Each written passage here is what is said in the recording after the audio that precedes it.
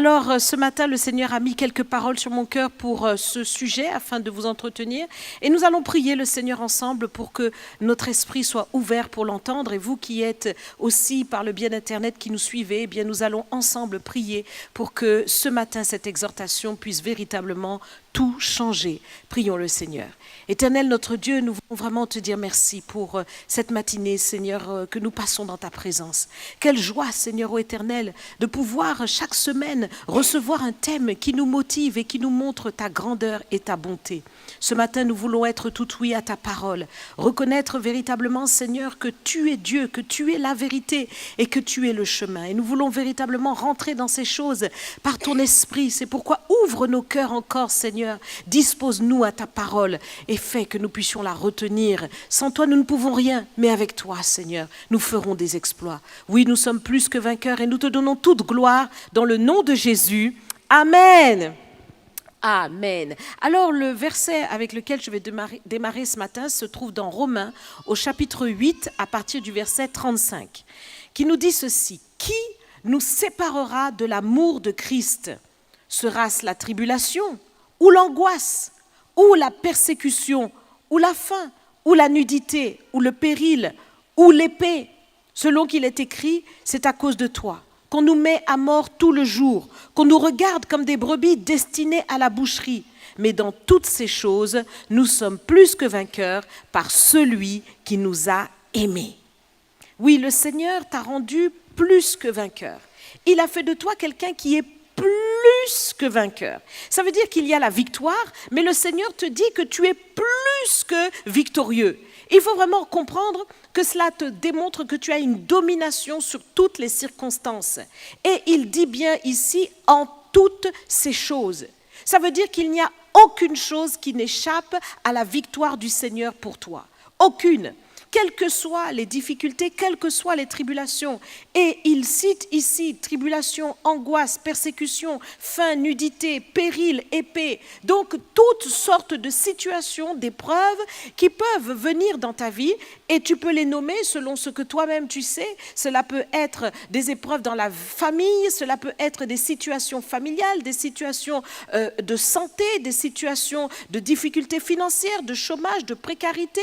Quel que soit le problème auquel tu es confronté, sache que le Seigneur a fait de toi quelqu'un de victorieux. Ça veut dire qu'il t'a rendu victorieux. Il te dit que cette épreuve est là, mais elle n'est pas là pour t'anéantir, elle n'est pas là pour te faire périr, mais elle est là pour créer ce témoignage puissant qui fait que tu es quelqu'un de victorieux, qui fait que tu es quelqu'un qui a déjà, en fait, avant même que cette épreuve ne vienne dans ta vie, la victoire dessus.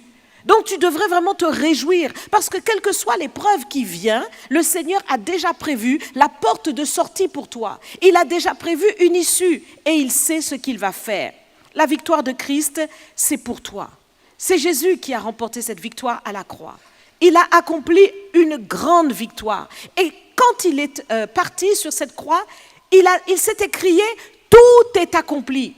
Ça veut dire qu'il a tout fait pour que tu sois victorieux dans cette situation.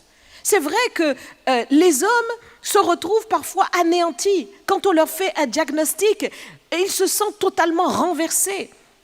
Ça peut t'arriver de te retrouver devant des médecins qui vont déclarer sur toi une maladie incurable et tu as l'impression que le ciel te tombe dessus parce que tu ne t'attendais pas à ces choses. Tu ne pouvais pas imaginer que ces choses pouvaient arriver. Ou quelle que soit la situation qui se présente, les huissiers sont après toi, on te réclame tant d'argent aux impôts et tu ne sais pas comment tu vas faire. Mais sache que en toutes ces choses, tu es plus que vainqueur. Parce que Jésus t'a aimé. Parce qu'à la croix, il a tout accompli pour toi. Et donc, ce qui est important maintenant, c'est que tu puisses focaliser tes yeux sur cette victoire-là. Que tu regardes à cette victoire. Que tu réalises que cette victoire est là et que tu comprennes comment maintenant cette victoire va pouvoir s'appliquer dans ton quotidien. Comment, par rapport à la situation que tu traverses, tu vas pouvoir faire de cette victoire quelque chose de concret qui va se transformer en un témoignage. Lorsque nous traversons des situations difficiles en tant que croyants, en fait, le Seigneur nous emmène de victoire en victoire. Et donc, parfois, nous traversons, et surtout quand nous sommes jeunes convertis, des épreuves de toutes sortes qui sont comme je dirais des petites épreuves, des petits problèmes. Au début, ce sont des petits problèmes. Et le Seigneur marque des buts au milieu de nous en nous faisant remporter ces victoires-là. Est-ce que je parle à quelqu'un ce matin? Est-ce que tu te rappelles des épreuves que tu as connues lorsque tu étais jeune converti? Pour toi, c'était des montagnes. Mais aujourd'hui, que tu es quelqu'un qui a plus d'années de conversion, tu réalises que mais c'était un petit problème, n'est-ce pas? À tes débuts, c'était de petits problèmes, mais pour toi, c'était quelque chose d'énorme, parce que ta foi ne te permettait pas d'envisager véritablement les choses telles qu'elles étaient. Et pour toi, le Seigneur a accompli des miracles et il t'en a délivré. Cette tourmente-là est passée. Et des fois, le Seigneur t'a délivré de certains problèmes dans lesquels toi-même tu t'étais fourré et qui, en fait, étaient des problèmes que tu avais créés par ton propre péché, par ton ignorance, par ta faiblesse de jeunesse. Mais maintenant, eh bien, tu te retrouves dans des problèmes qui sont beaucoup plus élevés. Et là, parfois, tu peux te dire, mais là, je ne vois pas comment Dieu va faire pour m'en sortir. Là, la situation est tellement compliquée, je ne sais pas comment je vais m'en sortir. Voyez, donc nous regardons certaines épreuves et nous nous disons quand c'est passé, c'était une petite affaire. Mais en réalité, chaque fois que Dieu intervient dans nos vies, c'est véritablement un miracle que Dieu accomplit. Et il y a, c'est vrai, certaines épreuves qui sont véritablement plus corsées que d'autres. Cependant, ton Dieu est toujours le Tout-Puissant. Ton Dieu est toujours sur son trône et il n'y a aucune épreuve, il n'y a aucune difficulté, il n'y a aucune situation que le Seigneur n'est pas capable de maîtriser. Il est le Tout-Puissant. Et même toutes ces épreuves qui peuvent jalonner ta vie sont véritablement en fait le moyen pour Dieu d'augmenter ta foi et de faire de toi un géant de la foi. Oui, il est tout-puissant. Il est capable de frayer un chemin là où il n'y en a pas, là où tu ne vois pas le bout, là où tu ne sais pas comment cela pourrait se résoudre. Ton Dieu, lui, sait exactement ce qu'il est capable de faire. Il n'est pas à court de solutions. Il a un chemin pour toi. Là où tu ne vois pas le chemin, il y en a un. Parce que le chemin, c'est lui-même. Il est le chemin. Il nous le dit, je suis le chemin, la vérité et la vie. Donc, qu'est-ce qui peut bloquer le chemin qui est le chemin lui-même? C'est lui le chemin. Personne ne peut l'arrêter. Rien ne peut lui résister. Rien ne peut s'opposer à sa volonté. Donc, c'est important pour toi de ne pas regarder à la grandeur de l'épreuve. Même si aujourd'hui, ce qui se présente devant toi est plus gros que tout ce que tu as pu traverser avant, mais ton Dieu est toujours plus grand que cette épreuve-là. Amen. Donc regarde à la grandeur de ton Dieu et réalise que rien ne pourra l'arrêter et que cette situation n'est pas trop grande pour lui. Cette victoire, par rapport à cette situation que tu traverses, elle est certaine. C'est quelque chose de certain, c'est une issue certaine, parce que Jésus l'a dit, tout est accompli. Ça veut dire qu'il a tout réglé pour toi. Il a fait en sorte à l'avance que cette situation soit réglée. Tout est accompli, tout est à son accomplissement, tout est à sa fin. Il l'a déjà fait, il l'a déjà accompli. Mais la seule possibilité pour toi de rentrer dans cet accomplissement, c'est de croire. Et c'est là que nous avons, nous les pasteurs, un travail à faire pour faire en sorte que tu sois vraiment un croyant. Parce qu'il y a croyants et croyants. Tu peux croire en Dieu. Comme la Bible nous le dit, les démons aussi, ils croient en Dieu. Et ils tremblent. Mais ils n'ont pas la foi pour pouvoir en fait marcher véritablement avec Dieu. Et c'est pour ça qu'ils ont été précipités. Donc, il faut maintenant que ta foi, tu puisses la posséder et que tu puisses te positionner en adéquation avec elle. Lorsque nous regardons l'exemple de David face à Goliath, David était animé d'un esprit différent par rapport à tout le peuple. Tout le peuple est devant Goliath et tout le peuple tremble, y compris le roi. Tous sont en train de trembler pendant des jours et des jours, pendant que Goliath vient défier le peuple de Dieu. Et pourquoi ce peuple donc, aussi nombreux soit-il, a-t-il été mis en échec? Pourtant, ils avaient la possibilité, parce qu'ils avaient la victoire. Cette victoire était déjà acquise, l'Éternel était avec eux. Mais le problème, c'était leur foi. Ils ont regardé à Goliath et ils ont été impressionnés par rapport à la taille de Goliath, par rapport à l'épée de Goliath, par rapport à tout ce que Goliath pouvait représenter. Et parfois, toi aussi, tu te trouves comme ce peuple. Tu es impressionné par ce que tu vois au lieu de réaliser qui est ton Dieu. David était animé de cet esprit de victoire. C'est-à-dire qu'il a regardé Goliath et il l'a considéré comme un incirconcis. Il a vu qu'il était petit par rapport à la grandeur de son Dieu. Et il s'est surtout rappelé des différentes choses dans lesquelles Dieu lui-même l'avait déjà délivré. Donc pour lui, arriver devant Goliath, il sait ce que Dieu va faire. Il connaît son Dieu sur la base de son vécu. Toi aussi, tu as vécu des choses avec Dieu. Mais il est temps maintenant de réaliser que ce vécu-là est un atout pour toi.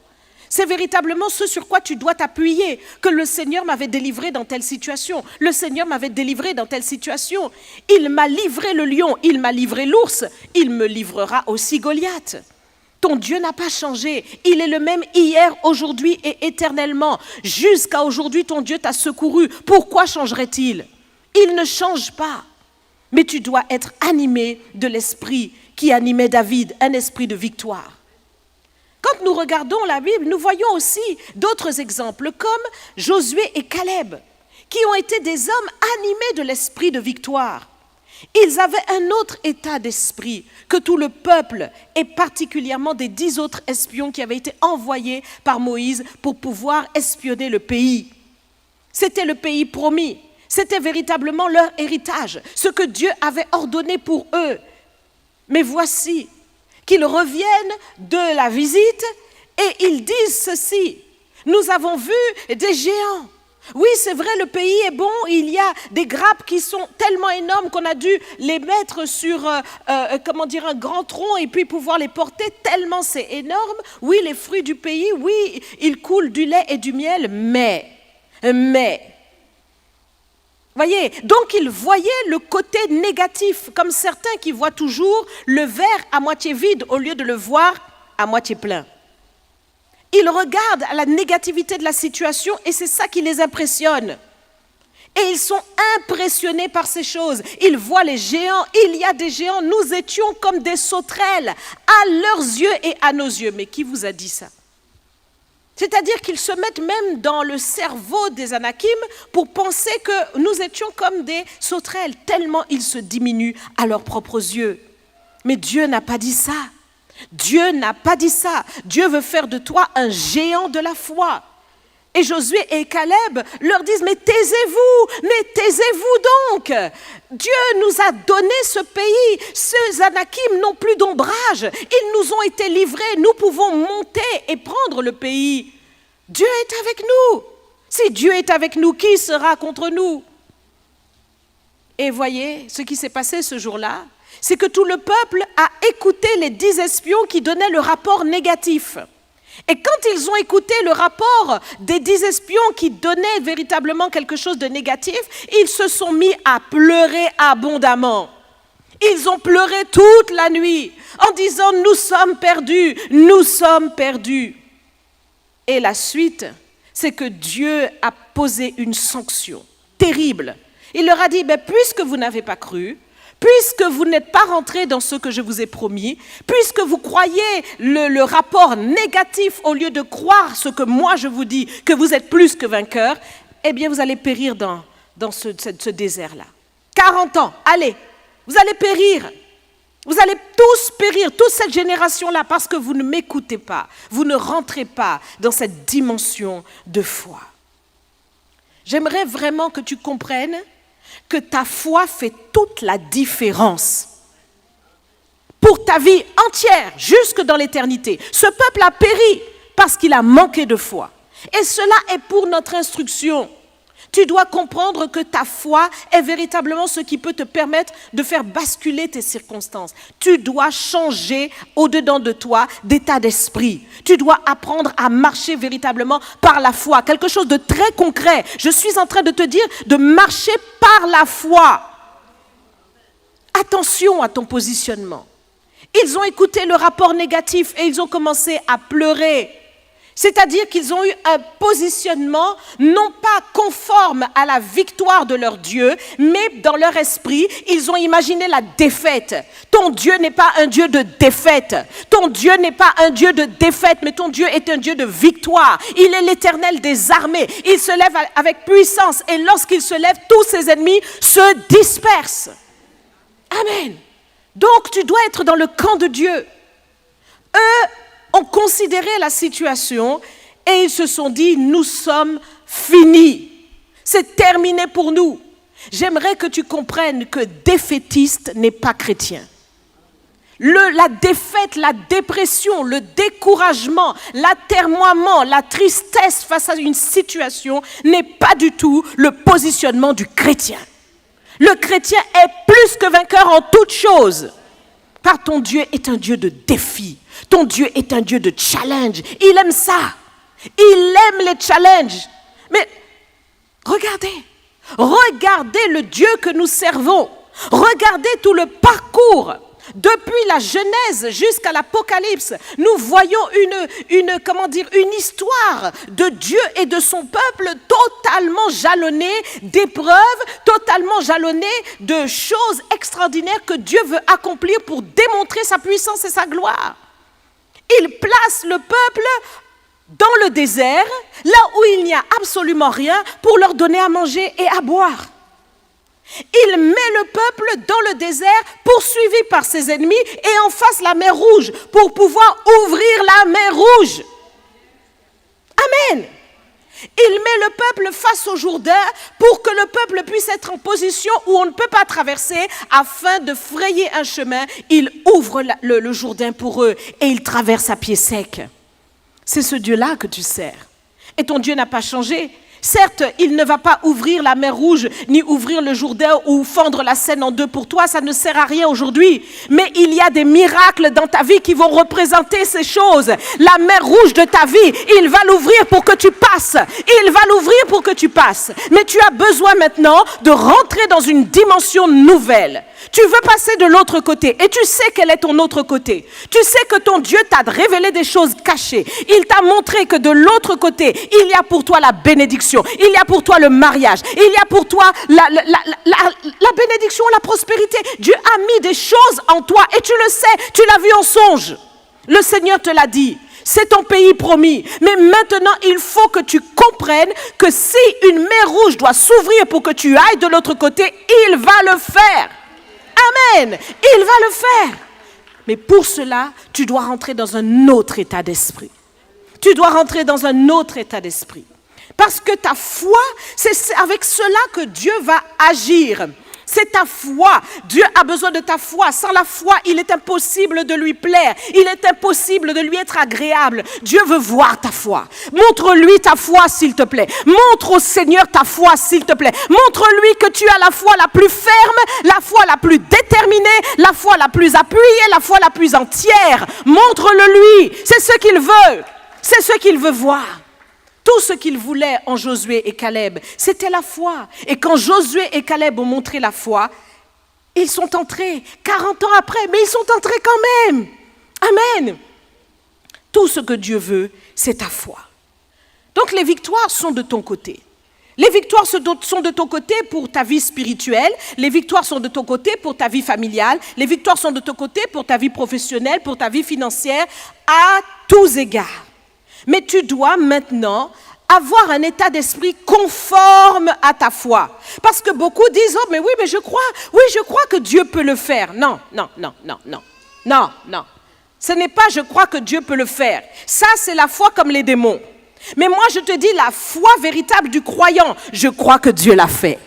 Alléluia. Je crois que Dieu l'a fait. Tout est accompli. Je le crois. Je le sais. J'en suis certaine. J'en suis sûre. Je m'appuie dessus.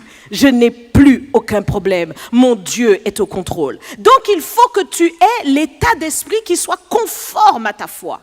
La conformité à ta foi, c'est maintenant que ton état d'esprit ne soit plus au défaitisme, ne soit plus au découragement, ne soit plus à toute forme de négativité. Cela, en fait, pollue ta foi, cela étouffe ta foi, cela rend ta foi stérile. Le Seigneur ne veut pas qu'il en soit ainsi. Il veut que ta foi produise le miracle. Tu dois changer d'état d'esprit. Et donc, ce matin, j'aimerais donner une clé à tous ceux qui m'écoutent. Vous qui êtes présents ici, mais vous qui me suivez par Internet, il y a une clé que j'aimerais te donner ce matin. Et j'aimerais que tu ouvres bien grand ton oreille. Parce que si tu saisis cette clé, plus rien ne sera comme avant. Amen. Ta foi maintenant doit être totalement en adéquation avec cette victoire que Jésus-Christ a accomplie pour toi. Et pour cela, il va falloir que tu maîtrises tes émotions. Tu maîtrises tes émotions. Il y a une corrélation entre foi et émotion. J'aimerais te prendre un exemple très simple. C'est cette femme qui ne pouvait pas avoir d'enfant et le prophète Élisée qui voulait vraiment lui faire du bien, a béni cette femme et a fait qu'elle puisse enfin, par la puissance de Dieu, la puissance de l'onction qui agissait sur lui, puisse avoir un enfant. Donc un jour, on va le lire ensemble dans 2 Rois 4, 2 Rois 4, verset 17. Donc cette femme devint enceinte et elle enfanta un fils à la même époque l'année suivante, comme Élisée lui avait dit. Et l'enfant grandit. Et un jour qu'il était allé trouver son père vers les moissonneurs, il dit à son père, ma tête, ma tête. Le père dit à son serviteur, porte-le à sa mère. Le serviteur l'emporta et l'amena à sa mère. Et l'enfant resta sur les genoux de sa mère jusqu'à midi. Puis il mourut. Elle monta, le coucha sur le lit de l'homme de Dieu, ferma la porte sur lui et sortit.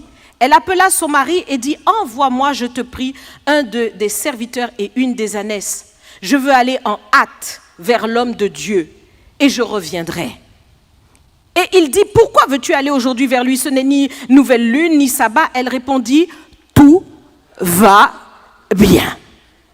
Puis elle fit sceller l'ânesse et dit à son serviteur, mène et pars, ne m'arrête pas en route sans que je te le dise. Elle partit donc et se rendit vers l'homme de Dieu, sur la montagne du Carmel. L'homme de Dieu, l'ayant aperçu de loin, dit à Géasi, son serviteur, voici cette Sunamite. Maintenant, cours donc à sa rencontre et dis-lui, te portes-tu bien? Ton mari, ton enfant se porte-t-il bien? Elle répondit, bien. Et dès qu'elle fut arrivée auprès de l'homme de Dieu sur la montagne, elle embrassa ses pieds. Géasi s'approcha pour la repousser. Mais l'homme de Dieu dit, laisse-la, car son âme est dans l'amertume. Et l'Éternel me l'a cachée et ne me l'a point fait connaître. Alors elle dit, ai-je demandé un fils à mon Seigneur? N'ai-je pas dit, ne me trompe pas? Et Élisée dit à Géasi, saint terrain, prends mon bâton dans ta main et pars. Si tu rencontres quelqu'un, ne le salue pas. Et si quelqu'un te salue, ne lui réponds pas. Tu mettras mon bâton sur le visage de l'enfant. La mère de l'enfant dit, l'Éternel est vivant et ton âme est vivante. Je ne te quitterai point. Et il se leva et la suivit. Géasi les avait devancés et il avait mis le bâton sur le visage de l'enfant, mais il n'y eut ni voix ni signe d'attention. Il s'en retourna à la rencontre d'Élisée et lui rapporta la chose en disant, l'enfant ne s'est pas réveillé. Lorsque Élisée arriva dans la maison, voici, l'enfant était mort, couché sur son lit. Élisée entra et ferma la porte sur eux deux et il pria l'Éternel. Il monta et se coucha sur l'enfant. Il mit sa bouche sur sa bouche, ses yeux sur ses yeux, ses mains sur ses mains et il s'étendit sur lui. Et la chair de l'enfant se réchauffa. Élisée s'éloigna, alla ça et là par la maison, puis remonta et s'étendit sur l'enfant. Et l'enfant éternua 7 fois et il ouvrit les yeux. Élisée appela Géasi et dit, appelle cette Sunamite. Géasi l'appela et elle vint vers Élisée qui dit, prends ton fils. Et elle alla se jeter à ses pieds et se prosterna contre terre et elle prit son fils et sortit. Amen. Voilà donc une histoire poignante. Parce que nous pouvons plonger dans le vécu de cette femme et véritablement nous mettre quelques instants à sa place pour pouvoir voir tous les sentiments qui ont pu traverser le cœur de cette femme. Voici que enfin la joie de quelque chose qu'elle avait tant attendu et qu'elle n'espérait même plus arrive. Un fils lui est donné. Quelle joie, quel bonheur, quelle harmonie. Alors l'enfant est avec son père et ils sont dans les champs et voici que l'enfant tombe malade. Certainement qu'il a eu une insolation ou quelque chose de grave, mais en tout cas, une hydrocution, on ne sait, mais l'enfant est mort. Et quand il est mort comme cela, donc la mère a bien vu qu'il est mort. Il est resté sur ses genoux et il a expiré dans ses bras. Mais regardez le positionnement de cette femme. Regardez le positionnement de cette femme qui voit ce qu'il y a de plus cher, et toutes les mamans dans ce lieu peuvent comprendre ce que nous sommes en train de dire, tous les papas aussi. Ce qu'il y a de plus cher, eh bien, s'en va. Et évidemment, face à la mort, qu'est-ce qu'on peut faire? Mais cette femme, face à la mort, ne se laisse pas démonter. Elle prend l'enfant, elle monte dans la chambre qu'elle avait mis à part pour l'homme de Dieu, elle pose l'enfant dessus et elle descend. Et quand elle descend et qu'elle donne ses ordres et qu'elle demande tout ce dont elle a besoin à son mari lui dit « Mais qu'est-ce qui se passe ?» Et elle dit « Tout va bien !» Le serviteur, lui, elle doit rassembler tout ce qu'il faut, elle arrive et elle dit encore « Tout va bien !» Cette femme ne se laisse pas démonter par la situation. Pourtant, la situation est éprouvante. Pourtant, la situation est difficile. Pourtant, la situation est inéluctable. Elle est fatale. Nous sommes à l'extrémité. C'est la mort de l'enfant chéri. Et elle dit, tout va bien. Cela doit véritablement t'interpeller ce matin. Le Seigneur veut que tu comprennes qu'il doit y avoir une adéquation entre ton positionnement de foi et tes émotions. Cette femme ne laisse pas les émotions l'entraîner, ni à des larmes, ni à des cris, ni à des je ne sais quoi, ni à une tristesse excessive. Pourquoi? Parce qu'elle est focalisée sur la victoire. Toi aussi, si tu comprends que tu es victorieux, tu ne peux pas laisser tes émotions t'entraîner dans la défaite. Tu dois apprendre à maîtriser tes émotions pour rester en adéquation avec ta foi. Et là, c'est le problème de beaucoup de croyants. Tu traverses des situations, tu dis oui, je crois, mais... Et tu commences à pleurer. Tu es mal positionné. Tu penses que c'est la foi, mais ça n'est pas la foi. Parce que tu pleures, parce que tu cries, parce que tu t'attristes, parce que tu te décourages. Ce n'est pas la foi. La foi est une ferme assurance des choses que l'on espère et une démonstration de celles qu'on ne voit pas. Donc ta foi doit relever tes émotions. Ta foi te met déjà dans la joie. Ta foi te met déjà dans l'expectative de ce qui arrive parce que tu es sûr, parce qu'il n'y a pas de doute, parce qu'il n'y a pas l'ombre d'une question au-dedans de toi. Tu sais que tu sais que voici ce qui va se passer. Amen. Et c'est très important de comprendre ce que nous sommes en train de dire. Parce que beaucoup pensent qu'ils ont la foi, mais cette foi-là ne produit aucun miracle parce que, eh bien, derrière, il y a toutes sortes d'émotions, de tristesse, de découragement. Tu n'es pas dans la foi. Je te le dis, tu n'es pas dans la foi.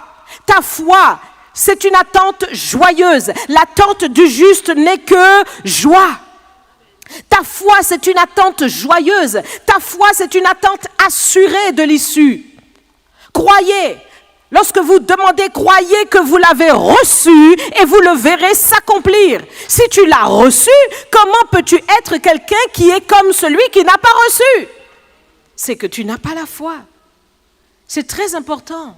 Cette femme ne s'est pas laissée démonter par la situation. Tu traverses des choses qui sont parfois éprouvantes et difficiles. Et je vous l'ai dit déjà, mais je le redis encore une fois. Je me suis retrouvée devant un médecin alors qu'à l'époque, donc ma mère s'était retrouvée dans un choc septique très très difficile où d'ailleurs elle a perdu la vue après ces choses-là. Donc je peux vous dire que c'était vraiment une situation très grave. Situation très grave, les reins ne fonctionnaient plus, les poumons ne fonctionnaient plus, le foie ne fonctionnait plus. Enfin, catastrophe.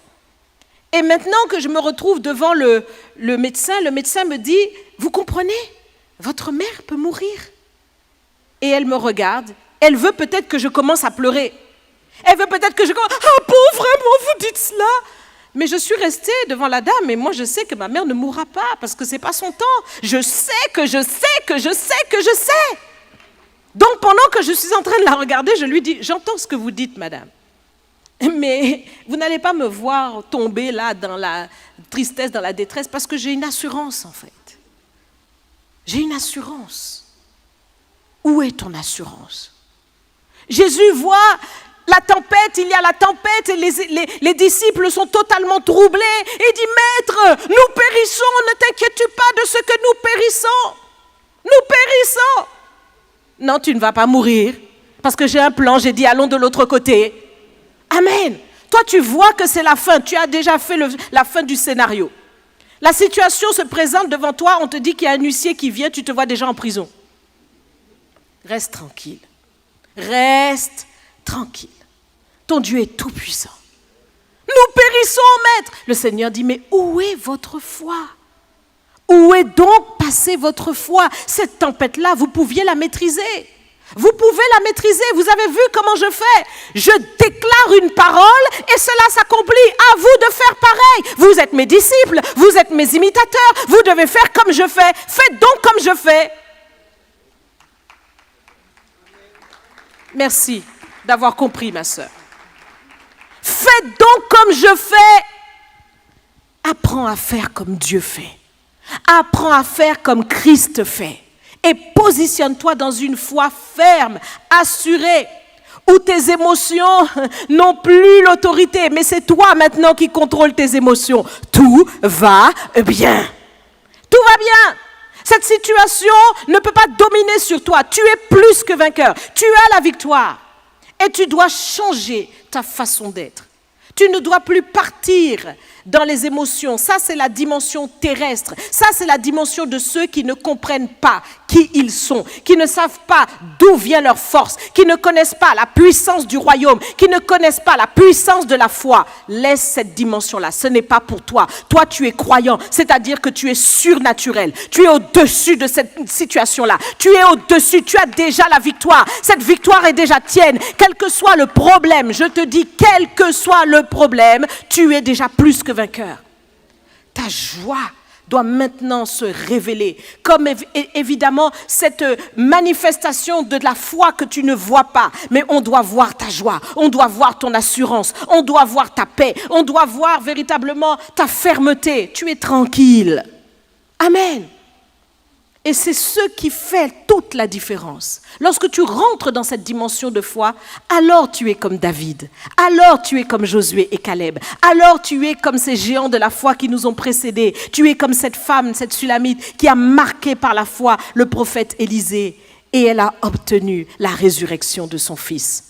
Je ne sais pas quelle est la situation que tu traverses, mais laisse-moi te dire que quel que soit le problème, tu es plus que vainqueur.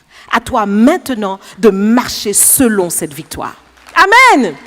Levons-nous dans la présence de Dieu. Si tu as saisi cela, plus rien ne sera comme avant.